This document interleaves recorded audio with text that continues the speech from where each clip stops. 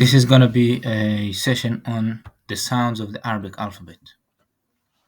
So here we have a screenshot of the 28 Arabic letters. So we'll start from the first one here.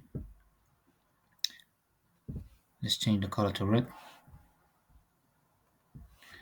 So first one here. And this is Alif. Alif. Second one, Ba. Ta. Tha. Tha with a TH like that. But then this one here is just like that. Ta.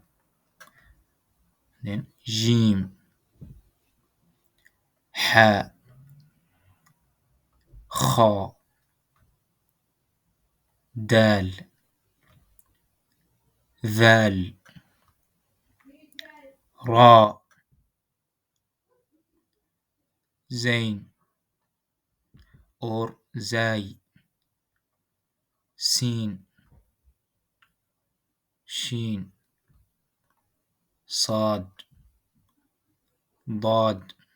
And you may have heard the phrase, the language of Dad, because there's no other language that has this letter. Ta. Va. Ain. Ghain. Fa. Qaf. Kaf. Lam. Mim. Noon.